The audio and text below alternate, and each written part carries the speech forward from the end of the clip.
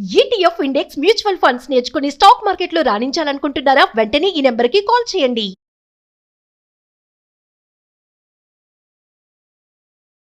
Market present కొంచెం బాగా ప్రాఫిట్స్లో వెళ్తుంది కాబట్టి ఈ టైంలో క్యాష్ హోల్డింగ్ గురించి మాట్లాడుకుంటే అసలు ఎందుకు క్యాష్ హోల్డింగ్ చేస్తారు అని అంటే బేసికల్గా మ్యూచువల్ ఫండ్ ఇండస్ట్రీలో ఎప్పుడైనా రిడెంప్షన్ ప్రెజర్ ఉంటుంది అనమాట. మార్కెట్లో ఏదైనా ప్యానిక్ స్టార్ట్ అయింది అనుకోండి, అంటే మీరు అర్జెంట్ డబ్బులు కావాలనుకోండి, సెల్ బటన్ నొక్కేస్తారు. నీకైతే ఆ యూనిట్లు వర్త్ డబ్బులు ఇవ్వాలి కదా. మ్యూచువల్ ఫండ్ ఏంటంటే ఇమ్మీడియట్గా అమ్మపోవచ్చు మన యూనిట్స్ని. అందుకని వాళ్ళు మీకు మనీ ఇవ్వడానికి వీలుగా ఏంటంటే కొంత ఎప్పుడు క్యాష్ హోల్డ్ చేస్తూ ఉంటారు. వాళ్ళ cash hold over night funds వాటిలో పెట్టి మేనేజ్ చేస్తూ ఉంటారు అనమాట. డెట్ ఫండ్స్లో ఓవర్ నైట్ పెడితే వాళ్ళు ఏంటంటే వాళ్ళకి యావరేజ్ మీద సంవత్సరానికి 5 to 7% మధ్య వస్తాయి అనమాట. అందుకని చేతిలో క్యాష్ ఎప్పుడు ఉంచుకోరు కానీ బట్ ఓవర్ నైట్ ఫండ్స్లో ఉంచుకుంటారు. ఎవరైనా రిడెంప్షన్ రాగానే ఇమీడియట్గా తీసి ఇస్తుంటారు అనమాట వాళ్ళు.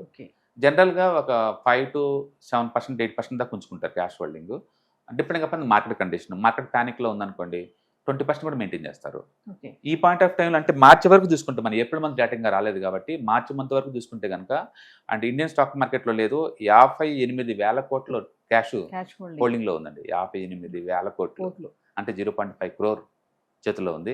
అన్నిటికంటే ఎక్కువ అంటే ఫారిక్ ఫ్లెక్సీ క్యాప్ అండ్ వాళ్ళ ఒక్కరి దగ్గరే అండ్ 22,000 కోట్ల ఫండ్ ఖాళీగా ఉంది వాళ్ళ దగ్గర. ఇంకా దేనికి డిప్లాయ్ చేయలేదు. అఫ్కోర్స్ వాళ్ళ సైజు కూడా ఎక్కువ, మోర్ దెన్ 1,00,000 కోట్లు అనమాట. అంటే వాళ్ళ ఒక్కళ్ళే ఆ టోటల్ సైజులో ఆల్మోస్ట్ 20% దాకా క్యాష్ హోల్డ్ చేస్తున్నారు. తర్వాత హెచ్డిఎఫ్సి మిడ్ క్యాప్ ఫండ్ అండి, అంటే వీళ్ళ దగ్గర అయితే ఆల్మోస్ట్ 6,000 కోట్లు ఉంది. అండ్ ఎస్బీఐ కాంట్రా ఫండ్ వీళ్ళ దగ్గర 5,000 కోట్లు ఉంది. ఐసిఐసిఐ ప్రో ఫండ్ వీళ్ళ దగ్గర 3,000 కోట్లు ఉన్నాయి.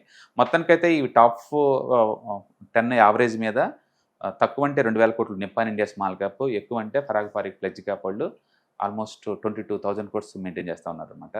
ట్రెడిషనల్గా ఫారిక్ వాళ్ళు చాలా కన్జర్వేటివ్గా ఉంటారు. లో బీటా, వెరీ కన్జర్వేటివ్ అనమాట.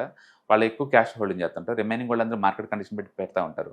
ఇప్పుడు మనం చూస్తున్న డేటా అప్ టు మార్చి వరకే అండి. బట్ నాకు తెలిసి ఏప్రిల్ మంత్లో పెట్టుండొచ్చు, ఎందుకంటే మార్కెట్ బాగా బౌన్స్ అయింది కదా. బహుశా డిప్లాయ్ చేసి ఉండొచ్చు ఆల్రెడీ. బట్ జనరల్గా ఎనీ పాయింట్ ఆఫ్ టైం చూసినా సరే మ్యూచువల్ ఫండ్ వాళ్ళ దగ్గర క్యాష్ ఎప్పుడు కూడా 7% దాకా హోల్డ్ చేయడం అనేది మామూలు విషయం. క్యాష్ హోల్డింగ్ ని బ్యాకప్ అని కూడా అనుకోవచ్చా సార్? బ్యాకప్ ఖచ్చితం, ఎందుకంటే రిడెంప్షన్ స్టార్ట్ అయింది అనుకోండి, నేను క్యాష్ మెయింటైన్ చేయలేకపోతే ఉన్న పొజిషన్ మొత్తం అమ్మాలి కదా. ఆ టైంలో మార్కెట్ పొజిషన్ ఎలా ఉంటుందో తెలియదు కదా. లాస్ట్లో టూ మచ్ లాస్లో ఎందుకు అమ్మాలి?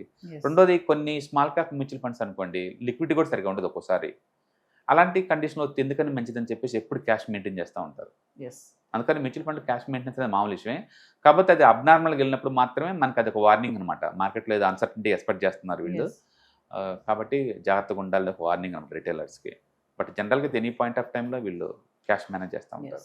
సో ఈ మార్కెట్లో చూసుకుంటే సెల్ బై అండ్ టైం ఉంటుంది కదా, కొత్తగా వచ్చే వాళ్ళకి ఎప్పుడు కొనాలి ఎప్పుడు అమ్మాలి అనేది వాళ్ళకి ఏమన్నా బేసిక్ స్ట్రాటజీ ఏమైనా ఉంటుందా? నో, బేసికల్గా మీరు మాట్లాడుతుంది మ్యూచువల్ ఫండ్స్ కొనాలి అనుకుంటేనా అది 2 o'clock లోపే మీరు కొనాల్సి ఉంటుంది. 2 o'clock లోపే మనం ఆర్డర్ కనుక ఇస్తే అండ్ ఈవినింగ్ క్లోజింగ్ ప్రైస్కి మీకు అసైన్ అవుతాయండి.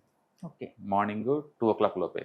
ఈవెన్ మన దగ్గర ఉన్న పొజిషన్స్ అమ్మాలన్నా సరే, మ్యూచువల్ ఫండ్ రిడెంప్షన్ అంటాం మనం, దాన్ని చేయాలన్నా సరే అండ్ 2 o'clock లోపే మీరు ఆర్డర్ ఇవ్వాల్సి ఉంటుంది. అండ్ ఈవినింగ్ లోపు ఈవినింగ్ ప్రైస్కి మనది ఎగ్జిక్యూట్ అవుతాయి అనమాట. అది అండ్ టెక్నికల్గా మీరు ఏదైనా కొనాలంటే లేదు, మీకు చార్ట్లో ఇంట్రెస్ట్ ఉంది, చార్టింగ్ నాలెడ్జ్ ఉంది అనుకుంటే కనుక చార్ట్ని బట్టి మనం డిసిషన్ తీసుకుంటాం.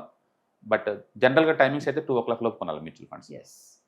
బేసికల్గా స్టాక్ మార్కెట్లో మీరు ఏ ప్రోడక్ట్ని చూసుకోండి, కాకపోతే మీకు చార్టింగ్ నాలెడ్జ్ ఉంది అనుకుంటే ఏంటంటే దాంట్లో మనం ట్రెండ్ ఫాలోయింగ్, రేంజ్ ట్రేడింగ్ 2 చేస్తుంటారు అనమాట వాళ్ళు. సో చార్ట్లు చూస్తే మనకి ఐడియా వస్తుంది ఈ టైంలో కొన్ని రోజులు ఉండొచ్చా లేకపోతే ఇప్పుడే తీసుకోవచ్చు అనేది, అది టైమింగ్ గురించి అనమాట. బట్ మీరు కనుక ఎస్ఐపీలు చేసుకుంటే ఇవేం లేదు కదా, మనం ఎవ్రీ మంత్ పెట్టుకుంటూ పోతున్నాం, ఎవ్రీ మంత్ తీసుకుంటూ వస్తున్నాం. కాబట్టి ఎస్ఐపీలకి ఎస్డబ్ల్యూపీకి ఇవేం అవసరం లేదు. బట్ మీరు బల్క్ అమౌంట్ ఒకసారి డిప్లాయ్ చేద్దాం అనుకున్నా, బల్క్ అమౌంట్ ఒకసారి తీద్దాం అనుకున్నా కూడా టైమింగ్స్ ఒకటి ఇంపార్టెంట్ కాబట్టి ఆ టైంలో మీకు చార్టింగ్ నాలెడ్జ్ పనికొస్తుంది అనమాట. Thank you sir. Hi, markets చాలా వాలటిలిటీ ఉన్నాయని భయపడుతున్నారా?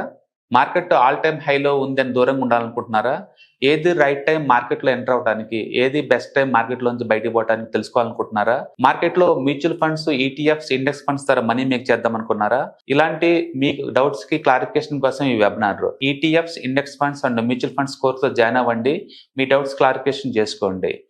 Every month Saturday, Sunday and Monday conduct చేసే ఈ కోర్సులో మీకు ఈటీఎఫ్స్ అంటే ఏంటి, ఇండెక్స్ ఫండ్స్ అంటే ఏంటి, మ్యూచువల్ ఫండ్స్ అంటే ఏంటి, different type of ETFs, index funds, mutual funds అంటే ఏంటి, ఇందులో ఇన్వెస్ట్ చేయడం ద్వారా లాంగ్ టర్మ్ లో వెల్త్ ఎలా క్రియేట్ చేసుకోవాలా, షార్ట్ టర్మ్ లో ఎలా వెల్త్ క్రియేట్ చేసుకోవాలా, ఎనీబడి కెన్ ట్రేడ్ ప్రోగ్రామ్ ఎలా పార్టిసిపేట్ చేయాలా, ఇలాంటి అన్నిటికీ మీకు ఆన్సర్ దొరుకుతుంది. కాబట్టి మీకు ఎవరికన్నా ఇలాంటి వాటిలో వెల్త్ క్రియేట్ చేయాలని కనుక ఇంట్రెస్ట్ కనుక ఉంటే కింద స్క్రోల్ అవుతున్న నెంబర్ కి కాల్ చేయడం ద్వారా మీ సీట్ని బుక్ చేసుకోండి. Thank you.